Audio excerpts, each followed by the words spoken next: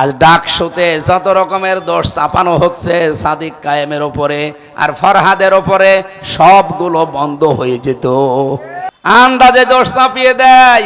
সাদিক কায়েম গোপনে, ফরহাদ গোপনে পেছনে থেকে যে কাজটা করে দিয়েছে, তাদের মাথায় তুলে রাখার কথা এই জাতির, অথচ কত শতানাতা দোষ তাদের উপরে গোপনে চাপিয়ে দেওয়া হচ্ছে। এখন এই জাতির মতো নিকৃষ্ট এবং নেমো খারাপ মানুষ আমি আর পৃথিবীতে পাই না। জাতির সূর্য সন্তান যারা, পৃথিবীর প্রত্যেকটা দেশের দিকে তাকান, তারা জাতির সূর্য সন্তানদেরকে মাথায় তুলে রাখে।